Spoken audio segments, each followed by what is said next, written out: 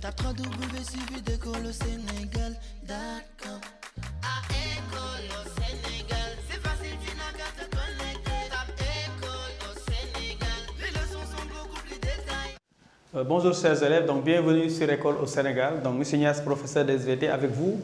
Donc pour la suite donc, de nos résumés de cours sur la classe de terminale S1 et de terminale S2. Donc nous allons aujourd'hui, après la fin donc, des deux premières parties qui marquent donc la partie sur l'intégrité de l'organisme, à savoir donc le milieu intérieur, donc, dont on a fini le cours, ainsi que la régulation de la glycémie.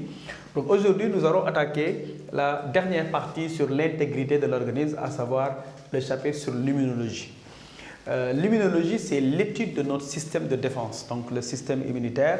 Et nous allons commencer par, donc, justement, parler de la notion d'intégrité de l'organisme. Qu'est-ce qu'on entend par là? Ensuite, nous allons parler de la notion d'immunité avant de terminer avec la présentation de ce système immunitaire. Donc, quel est le système immunitaire qui nous défend? Quelles sont les différentes parties? Donc, voilà le plan que je vous propose, donc, en résumé très bref de ce premier chapitre, donc, sur le système immunitaire et sur l'immunologie globalement. Donc, nous allons démarrer par le système immunitaire. Donc, qu'est-ce que le système immunitaire? Et la première partie, donc, c'est la notion d'immunité. Donc, il faut remarquer que l'immunité, donc, c'est un ensemble de mécanismes qui permettent donc de préserver l'organisme, mais également en cas de perturbation, donc de rétablir l'intégrité. Donc, en effet, il y a dans notre corps donc un ensemble d'éléments qui sont propres, ce qu'on appelle le soi, et des éléments donc qui sont étrangers ou qui lui appartiennent mais qui ne sont plus à même de remplir leur rôle. Donc, la défense de l'organisme, la défense, comme nous le savons, avec un territoire comme le Sénégal, donc le corps aussi est un territoire très jaloux de lui-même, un territoire qu'il faut protéger. On appelle système immunitaire le système de défense de l'organisme. Donc nous allons commencer par la notion d'intégrité avec donc des éléments importants à savoir. Le premier, c'est ce qu'on appelle le soi. Qu'est-ce qu'on appelle le soi? Entre guillemets. Alors, on appelle soi l'ensemble des organes, tissus, cellules, molécules qui appartiennent à un seul organisme. Ces organes, cellules, tissus donc sont issus de la programmation génétique de la cellule œuf. Autrement dit, dès qu'un individu part, parce que tout individu est issu d'une cellule. Cette cellule œuf contient 23 chromosomes paternels et 23 chromosomes maternels. Voilà pourquoi les 2 N égale 46 chromosomes de la cellule œuf vont donner au finish donc un individu. Ce qui veut dire que cet individu est issu de la programmation génétique donc présente ici dans la cellule œuf. Vous devez comprendre, chers élèves, que en réalité, l'ensemble des tissus, cellules, organes, molécules présents chez cet individu sont le résultat donc de la programmation génétique d'une cellule de départ. Et ces éléments-là qui vous constituent, pour faire simple, constituent votre soi. Et à propos du soi, il faut retenir qu'il y a ce qu'on appelle les marqueurs du soi que l'élève doit connaître. Les marqueurs du soi, je les ici, donc les marqueurs du soi, ils sont appelés les marqueurs du soi, donc ils sont appelés les CMH. CMH signifie complexe majeur d'histocompatibilité. Ce CMH-là, on peut retenir que pour chez un individu, l'ensemble de vos cellules contiennent des marqueurs, ces cellules, et ces marqueurs sont le résultat donc du travail d'un chromosome qu'on appelle la paire de chromosomes numéro 6. Cette paire de chromosomes numéro 6 donc, est responsable de la formation de ces marqueurs du soi qu'on appelle complexe majeur d'histocompatibilité. On appelle ça aussi HLA en anglais, HLA qui signifie donc Human Leukocyte Antigène. Donc, une fois que ces HLA donc, sont synthétisés, ces HLA sont présentes pratiquement à la surface de toutes les cellules de l'organisme, à l'exception des cellules anucléées comme les hématies. Donc, nous allons distinguer parmi ces HLA qui sont, je répète, des marqueurs du soi, ce qu'on appelle donc les CMH CMH de classe 1, CMH de classe 1. Les CMH de classe 1 sont présents dans toutes les cellules nucléaires. Toutes les cellules nucléaires de l'organisme présentent donc le CMH. Donc c'est un marqueur, autrement dit, c'est des marqueurs qui permettent de reconnaître les cellules qui vous appartiennent. Or, n'oubliez pas que les tissus, les organes, les appareils sont constitués de cellules. Donc, ces marqueurs du soi sont identiques chez toutes les cellules d'un individu, mais ils permettent donc de différencier par conséquent l'individu donc des autres. Le deuxième type de CMH, on l'appelle CMH de classe 2.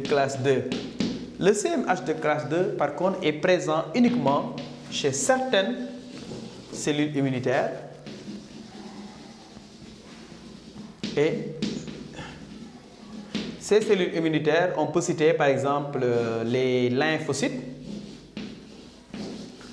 Les lymphocytes, c'est des globules blancs. Toutes les cellules immunitaires sont des globules blancs. Donc, mais il y a différents types. Il y a un seul type de globules rouges, mais il y a différents types de globules blancs. Il y en a aussi chez les macrophages. Donc, c'est comme une carte professionnelle, entre guillemets, puisque si vous prenez les CMH de classe 1, on les trouve chez toutes les cellules nucléaires. Ce qui veut dire que les cellules qui présentent le CMH2 ont déjà le CMH, parce que c'est quand même des cellules nucléaires et c'est des cellules de l'organisme. Mais en plus de ces marqueurs du soi qu'on appelle CMH de classe 1, elles possèdent également ces cellules, les cellules immunitaires, je veux dire, des CMH de classe 2 qui permettent en réalité, comme une carte professionnelle, qui leur permet de les différencier des cellules qui ne sont pas des cellules immunitaires. Donc, ces marqueurs-là permettent évidemment, quand vous regardez les CMH de classe 1, on peut dire que c'est les marqueurs de la transplantation. Vous savez que lorsque un individu présente, par exemple, une insuffisance rénale qui nécessite éventuellement une transplantation d'un organe, il faut trouver un donneur compatible. Eh bien, qu'est-ce que la compatibilité? C'est la comparaison donc entre les CMH, un de l'individu donc et évidemment de l'individu donneur avec le receveur. Donc, avant de faire une greffe, il faut vérifier la compatibilité entre le donneur et le receveur. Je vous informe que ce qu'on vérifie, en réalité, c'est les CMH de classe 1, puisque c'est des marqueurs de toutes les cellules qui sont nucléaires. Une fois qu'il y a une compatibilité, ça ne veut pas dire identité. Une compatibilité, ça veut dire que lorsque l'organe est greffé, l'organe sera accepté. Parce que si le greffon est différent, porte des marqueurs différents, par exemple dans le cas d'une allogreffe, eh bien, le greffon sera rejeté. Quand on fait une greffe de rein par exemple ou de cœur, vous avez déjà entendu parler de greffe de cœur, la règle ici qu'il faut retenir, c'est que le greffon ne sera accepté que s'il y a une certaine compatibilité. Donc voilà ce qu'on appelle les CMH, complexe majeur d'histocompatibilité, ou les HLA. Nous allons passer maintenant à des marqueurs particuliers qui forment ce qu'on appelle les groupes sanguins. Alors donc après les marqueurs qu'on vient de voir, c'est-à-dire les marqueurs qu'on appelle CMH, complexe majeur d'histocompatibilité, ou bien HLA, Human Leukocyte Antigen, qui, comme je l'ai dit tout à l'heure, sont gérés, commandés, réglés donc par ce qu'on appelle les chromosomes, la paire de chromosomes numéro 6, donc qui portent le gène responsable de leur synthèse et qui permettent donc de caractériser l'individu. Il y a maintenant ce qu'on appelle les marqueurs mineurs du soi, et parmi ces marqueurs mineurs, il y a ce qu'on appelle les agglutinogènes qui permettent de déterminer les groupes sanguins. Et à propos donc des groupes sanguins, ici, comme vous le savez, les groupes sanguins sont gérés par ce qu'on appelle le système ABO. Le système ABO, donc, c'est un système de marqueurs, donc, là aussi commandé par la paire de chromosomes numéro 9, parce que nous avons 23 paires de chromosomes, la paire 1 jusqu'à la paire 23, 23 fois 2, ce qui donne nos fameux 2n égale 46. Donc, si on s'en réfère à ces marqueurs donc, qui déterminent ce qu'on appelle les systèmes ABO avec le groupe A, le groupe B, le groupe AB et le groupe O, il y a chez l'homme 4 types d'hématies. Donc, on a des hématies donc, de 4 types ici. Qu'est-ce qui différencie ces hématies? Alors, il y a des aspects à connaître. Donc d'abord, il y a des hématies qui portent donc ce qu'on appelle les marqueurs A. Donc ces hématies qui portent ces marqueurs A, donc on les appelle des hématies donc A. Ensuite, il y a des hématies qui portent, n'est-ce pas, les marqueurs B. Les hématies qui portent les marqueurs, donc que je qualifie moi de B, donc c'est B. Il y a des hématies qui portent les deux types. Donc, on va retrouver A et B. Donc, ces hématies auront donc les deux types de marqueurs. Je change de couleur pour vous faire la différence. Voilà. Très bien. Donc, ça, c'est évidemment les personnes qui seront du groupe A, AB. Et enfin, il y a des personnes donc, qui sont du groupe O. Que signifie groupe O? Cela veut dire que ces personnes-là ne possèdent pas d'agglutinogène. Donc, c'est comme ça qu'il faut le comprendre. Donc, on a ici agglutinogène. Agglutinogène A. Donc, certaines hématies portent l'agglutinogène A. D'autres hématies portent l'agglutinogène B. L'agglutinogène B. Donc ça, c'est le deuxième type d'hématie. Troisième type d'hématie, vous avez les agglutinogènes A et B. Et enfin, le troisième, pas d'agglutinogène. Donc, voilà ce qui différencie les quatre types d'hématie dont vous avez entendu parler. Et ces quatre types d'hématie permettent de déterminer, n'est-ce pas, l'un des marqueurs mineurs du foie qu'on appelle donc les groupes sanguins. Il y a une différence par rapport à leur contenant aussi. Donc, il y a ce qu'on appelle des agglutinogènes A, mais il y a des agglutinines. Donc, par exemple, ces quatre types d'hématie, quand vous prenez le sérum ou le plasma, vous allez voir qu'il y a ici ce qu'on appelle les agglutinines maintenant. Les agglutinines sont des sortes d'anticorps, comme on le verra plus tard. Donc, agglutinine, voilà. Donc, les agglutinines contiennent ici, donc pour le groupe A, anti-B. Donc là, on aura anti-B. Là, par contre, on aura des agglutinines toujours, mais anti-A. Ici, comme il y a les deux, on n'aura aucun. Donc, les personnes qui possèdent des hématies et sont donc du groupe AB ne possèdent aucun agglutinine, mais attention, ces personnes possèdent les deux. Voilà ce qui différencie les quatre groupes sanguins. Le dernier, il y a les deux agglutinines. Donc, les deux agglutinines, c'est-à-dire anti-A et anti-B.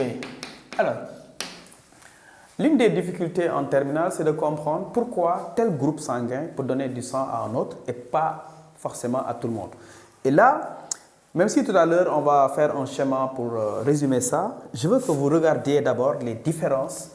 Je vais les répéter parce que c'est important à suivre et surtout, amusez-vous à reprendre.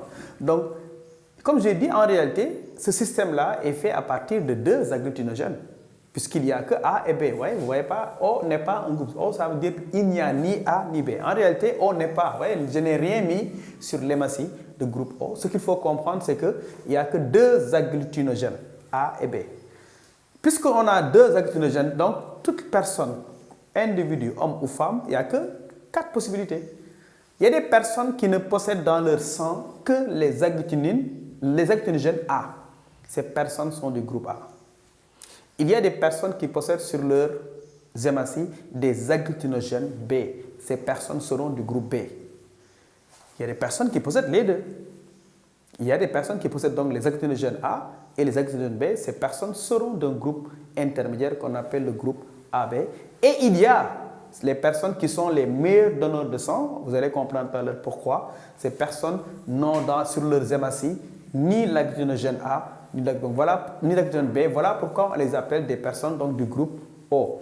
Alors, il y a toujours l'antigène qui est présent ou absent et il y a également un anticorps. Donc, vous voyez, les anticorps ici, on les appelle des agglutinines. Ici, lorsqu'on a l'agglutinogène A, on a dans son placement l'agglutinine anti-B. Ça explique pourquoi le groupe A et le groupe B ne sont pas compatibles. Parce que lorsque vous êtes anti-B, vous ne devez recevoir ni du sang B, parce qu'il y a le B, mais vous ne devez pas recevoir également du sang AB. Donc, parce que dans le AB, il y a B. Autrement dit, dès que vous voyez anti-B, la conséquence, c'est qu'on ne reçoit pas B. C'est du français. Anti, ça veut dire contre. Donc, les personnes qui sont du groupe A sont anti-B. Ça veut dire qu'elles ne prennent ni B, ni B. Parce qu'en fait, ici, le point commun, c'est le B. Ce n'est pas le A le problème, c'est le B. Voilà pourquoi, quand on vous donne un groupe sanguin, il suffit de regarder l'agglutinine pour savoir qu'il sera compatible avec quel groupe sanguin ou quel autre. Et dans le cours de génétique, vous allez voir que la notion de différence entre les groupes sanguins est apprise, c'est vrai, au niveau de l'immunologie, parce que ce sont des marqueurs mineurs des groupes sanguins. Mais en génétique, vous allez comprendre comment, par exemple, selon le groupe sanguin, on peut parler du père, de la mère, et surtout savoir qu'un fils peut être incompatible avec ses deux parents, alors qu'un étranger peut lui donner du sang. Tout à l'heure, on comprendra, à partir du schéma que je vais vous donner, comment on peut avoir son papa et sa maman et ne pas être compatibles. Mais la règle de base sur laquelle les élèves doivent démarrer, c'est le fait de retenir, il n'y en a pas quand même beaucoup, il n'y en a que deux, les deux groupes, et de dire donc que si vous avez les deux agglutinogènes, il n'y a que 4 possibilités. C'est ce que vous appelez un peu un système de probabilité. Donc, retenez, je termine, que selon le type d'agglutinogène présent, on peut connaître le groupe sanguin de l'individu. Maintenant, nous allons voir qui peut donner du sang à qui, avec un petit schéma que je vais vous proposer. Il suffit de coller au Sénégal, d'accord.